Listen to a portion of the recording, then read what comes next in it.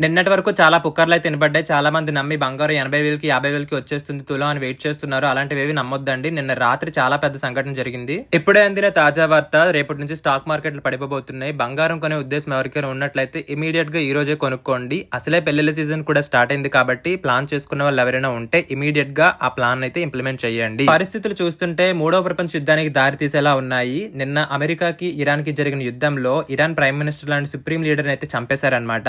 దాంతో ఇరాన్ వాళ్ళు ప్రపంచ దేశాలపై దాడైతే చేస్తున్నారు. ముఖ్యంగా దుబాయ్, కువైత్, ఖతర్ అలాంటి దేశాలపై అయితే బహ్రెయిన్ మన చుట్టుపక్కల ఉన్నాయో గల్ఫ్ ఆఫ్ పర్షియా చుట్టూరు కూడా బాంబులేస్తున్నారు. దీనివల్ల oil prices and gold price అయితే విపరీతంగా పెరిగిపోయినాయి ఈ రోజుకి. ఇక శని ఆదివారాలు వీకెండ్ కావడం ఎవరు స్టాక్ మార్కెట్లను ఇంకా ముట్టుకోలేదు. బట్ స్టాక్ మార్కెట్ అయితే ఆల్రెడీ రేపటికి భారీగా పడిపోబోతుంది. ఉన్న వాళ్ళు పెట్టుబడులు పెట్టిన వాళ్ళందరూ కూడా షేర్లు అమ్మేస్తారు. కాబట్టి వాళ్ళందరూ సేఫెస్ట్ సైడ్ గోల్డ్ పై ఇన్వెస్ట్ చేస్తారు. ముందుగానే చెప్తున్నా, రేపు 9 గంటలకి సోమవారం స్టాక్ మార్కెట్ ఓపెన్ అవ్వగానే పడిపోతాయి. అందరూ షేర్లు అమ్మేసి ఉన్న లాభాలతో వాళ్ళు వెళ్ళి గోల్డ్ పై అయితే ఇన్వెస్ట్ చేసుకుంటారు.